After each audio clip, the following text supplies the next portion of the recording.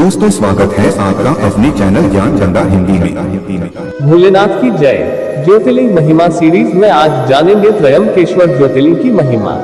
त्रयंबकेश्वर भगवान का मंदिर नासिक जिले में स्थित है। यह मंदिर भगवान शिव के उन 12 ज्योतिर्लिंगों में से एक है जिन्हें भारत में सबसे अधिक पूजा जाता है। मंदिर के पास ब्रह्मगिरी नामक पर्वत से पुण्य सलिला गोदावरी नदी निकलती है। उत्तर भारत में पापनाशिनी गंगा का जो महत्व है वही दक्षिण में गोदावरी का है।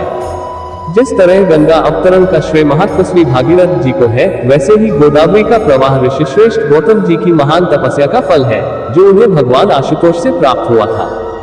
बृहस्पति के सिंह राशि में आने पर यहाँ बड़ा कुंभ मेला लगता है और श्रद्धालुजन गौतमी गंगा में स्नान कर तथा भगवान श्री त्रयंबकेश्वर का दर्शन कर अपने को कृतकृत्य मानते हैं। शिव पुराण में वर्णन है कि गौतम ऋषि तथा गोदावरी और सभी देवताओं की प्रार्थना पर भगवान शिव ने इस स्थान पर निवास करने का निश्चय किया और त्रयंबकेश्वर नाम से विख्यात हुए। इस शिवलिंग में है त्रिदेव का वास।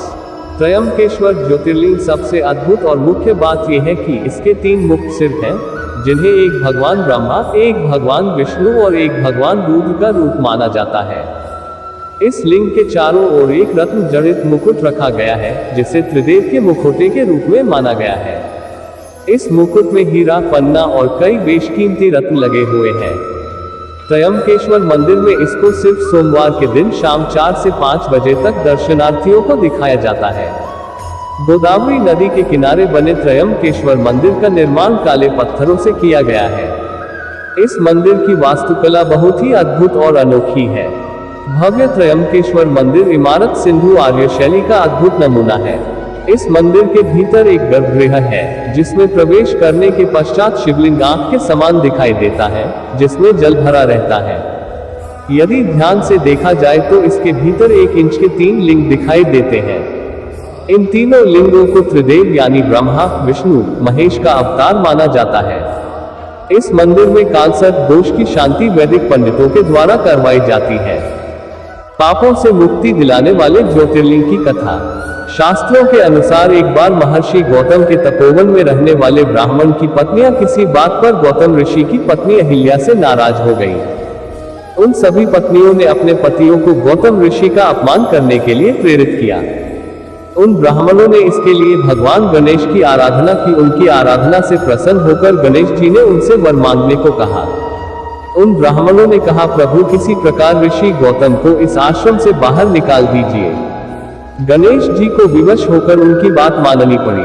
तब गणेश जी ने एक दुर्बल गाय का रूप धारण करके ऋषि गौतम के खेत में जाकर फसल खाने लगे।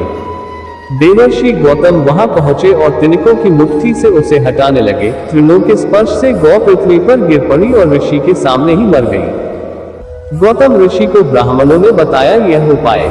उस समय छिपे हुए सारे ब्राह्मण एकत्रित होकर गौ हत्यारे कहकर ऋषि गौतम का अपमान करने लगे। ऐसी विषम परिस्थिति को देखकर गौतम ऋषि उन ब्राह्मणों से प्रायश्चित पूछा। तब उन्होंने कहा, गौतम तुम अपने पाप को सर्वत्र बताते हुए 3 बार पृथ्वी की परिक्रमा करो, फिर लौटकर यहाँ 1 महीने तक व्रत करो। इसके बाद इस ब्रह्मगिरी पर 100 बार घूमो, तभी तुम्हारी शुद्धि होगी। यदि यह न कर पाओ तो यहाँ गंगा जी को लाकर उनके जल से स्नान करके 1 करोड़ पार्थिव शिवलिंग से भगवान शिव जी की आराधना करो।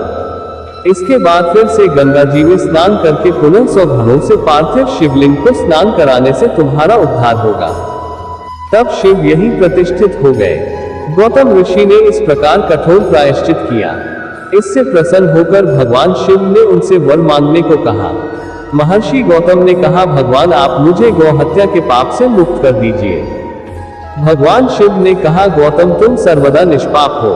गौ हत्या का अपराध तुम पर छलपूर्वक लगाया गया था। ऐसा करने के लिए तुम्हारे आश्रम के ब्राह्मणों को मैं दंड देना चाहता हूँ। इस पर महर्षि गौतम ने कहा, उन्हीं के उस कार्य से मुझे आपके दुर्लभ दर्शन प्राप्त हुए हैं।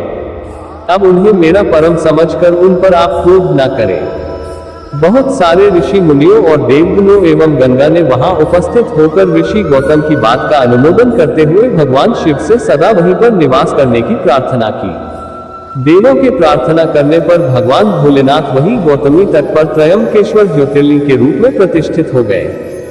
दर्शन से पूरी होती हैं सभी मनोकामनाएं। ये त्रयंकेश्वर नामक ज्योतिर्लिंग सभी कामनाओं को पूर्ण करता है। यह महापातकों का नाशक और मुक्ति प्रदायक है। जब सिंह राशि पर बृहस्पति आते हैं, तब इस गौतमी तट पर सकल तीर्थ, देवगण और नदियों में श्रेष्ठ गंगा जी पधारती है तथा महाकुंभ पर्व होता है। त्रयंकेश्वर कैसे पहुंचे? हवाई मार्ग। त्रयंकेश्वर का निकटतम हवाई अड्डा महाराष्ट्र की राजधानी मुंबई में स्थित है। त्रयंकेश्वर से लगभग 200 किलोमीटर दूर है। नासिक के नजदीक ओझर एयरपोर्ट बना है। यहां से मुंबई और पूना के लिए हवाई सेवा उपलब्ध रहती है, लेकिन हवाई कंपनी द्वारा निरंतर सेवा दी नहीं जाती। रेल मार्ग। त्रयंकेश्वर का नजदीकी रेलवे स्टेशन नासिक रोड है। नासिक देश के अन्य हिस्सों से अच्छी तरह से जुड़ा हुआ है। मुंबई जाने वाली सभी ट्रेनें नासिक रोड रेलवे स्टेशन से गुजरती है। सड़क मार्ग। त्रयंकेश्वर नासिक से 30 किलोमीटर की दूरी पर स्थित है। मुंबई, पुणे, औरंगाबाद जैसे महाराष्ट्र की बड़े शहरों से निजी ट्रैवल कंपनी द्वारा बस सेवा उपलब्ध है। महाराष्ट्र के सभी जिलों और कस्बे से महाराष्ट्र सरकार की बसें त्रयंकेश्वर के लिए चलती है। ज्योतिर्लिंग सीरीज में अगले वीडियो में जानेंगे एक और ज्योतिर्लिंग की महिमा।